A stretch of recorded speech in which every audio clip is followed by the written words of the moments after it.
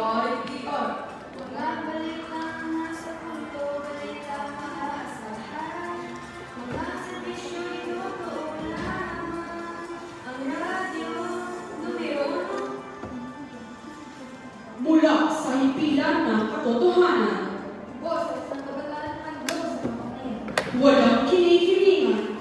May paninindigan. Ito ang DYPR, Punto Radyo, Data Numero 1. Miyembro ng KBT, kapisanan ng mga broadcaster ng Pilipinas. Magandang gabi, Visayas. Magandang buhay, Cebu. Ito si Lea Valistin. At ito naman si Yasha Soto. Maghahatid ng mga mainit sariwa. At nagbabagong balita, eksklusibo.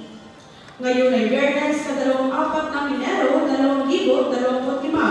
Oras ay 30 minuto makalipas sa alas 7 ng gabi.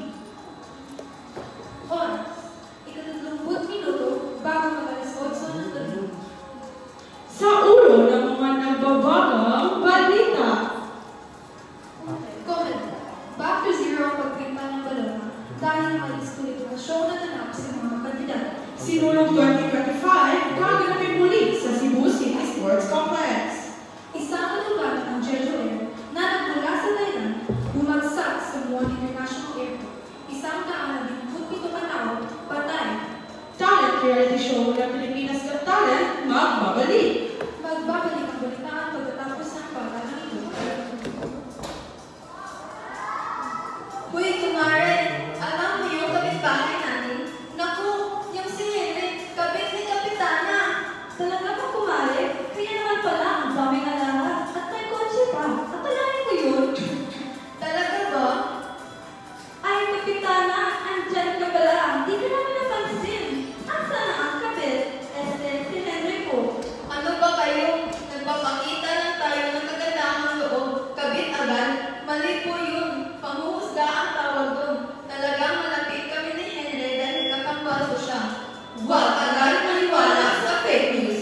Maging mapagmatya at maparuri. Ang programang ito ay hatid sa inyo ng DIC at ang bilang ito. Oras, 30 minuto bago mag-alas 8 ng gabi. Pagdiriwang ng Sinulog 2025, gaganapin muli sa Cebu City Sports Complex. Narito si Kimi Tanitanon ng DYPR para sa detalye. Ang pinakahihintay ng lahat, isa sa pinakamalakas na festival, ang Sinulog Festival sa Cebu. Gaganapin ito ngayong Enero 11. Inanunsyo na rin ni Vice Mayor Garcia na ito ay gaganapin na ulit sa Cebu City Sports Complex. Maraming citizens na tuwa sa kanilang binalik na sa Cebu City Sports Complex. Ang unang novena sa 40th City Sinulog Festival ay ginanap noong Enero siya. Hindi pa dyan nagtatapos dahil isa sa inihintay ng mga tao ay ang sinulog sa Dangbayan. Ginanap ang sinulog sa Dangbayan noong Enero 12. Ang nanalo bilang first place ay ang lumang Basanganon. Sa paparating ngayong Enero 11, madaming aasahan ang pangyayari na sumang pagkakasilan ng mga tao. Abangan ang nangyayari sa paparating na sinulog. Ako si Pimentel Artentano, Punto Radyo. Para sa Balita Nasyonal, Comelec, back to zero ang pagbalita ng balota dahil may diskwalifikasyon na ganap sa mga kandidato. Para sa detalye, nakatulog si Mary Ivante. Noong Martes, naglabas ng temporary restraining order ang Kongres sa Gobyerno laban sa diskwalifikasyon ng 5 kandidato, kabilang ang isang tumatakbong senador. Dahil dito, kailangan itapon ng Comelec ang nasa 6,000 balotang resulta sa loob ng 2 linggo dahil hindi kasama sa mga ito ang pangalan ng senatorial candidate. Ayon kay George Garcia, halos 2 linggo na po tayo nang iipunta ng balota. More or less, yung 2 linggo po yun ay mapaniwala lahat. Back to zero muli tayo. Ayon din sa batas, ang mga hindi magagamit ng balota ay dapat sirain at hindi maaaring ginagawa para maiwasan ang paggamit ng maling balota. Dagdag niya, hindi pa masabi ni Garcia kung kailan ulit sisimulan ang ballot printing dahil hindi ganang kadali ang gagawin. Kailangan na nilang baguhin lahat.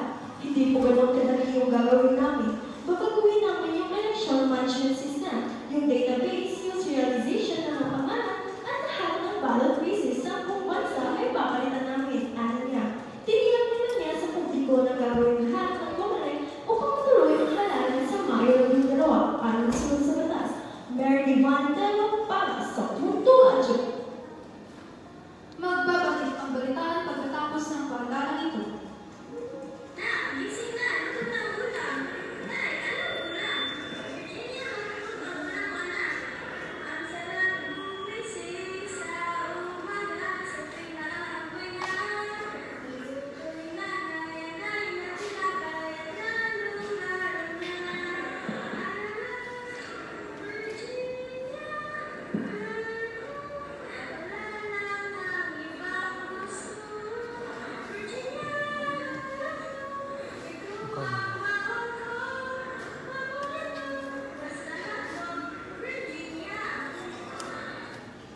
DYPR 97.8 Punto Radyo. Oras, 30 minuto bago mag-alas 8 ng gabi. Balik sa balita, isang eroplano ng Jeju Air na nagmula sa bansang Thailand bumagsak sa Muan International Airport. Nasa 127 ang naitalang namatay. Para sa karagdagang detalye, nandito si Marie Vintero ng DYPR. Isang malaking na aksidente ang naganap noong Disyembre nang bumagsak ang Jeju Air sa Muan International Airport. Ang eroplano ay may sakay na pasahero at puro malatay ng katulong Muan. Tumama sa isang bunker ng bagay at sumako. Madami ang nasawi na nagbigay daan sa pinakalubhang trahedya ng aviation sa kasaysayan ng South Korea. Ayon sa tagapagsiyasan na si Lee Song-yong, mga balahibo ng ibon ang natagpuan sa isa sa mga makina ng eroplano. Gayunpaman, hindi umano agad nadudulot ng engine failure ang isang bird strike. Sinisigil din bilang dahilan ang sila nitong landing gear. Ang trahedya ay nagdulot ng matinding bighati sa buong bansa. Patuloy ang pagsusuri ng mga investigador upang matukoy ang ugat ng aksidente at iwasan maulit ang gatong sa mga. Mary Vintero para sa Punto Radyo. Para sa balitang showbiz, talent reality show na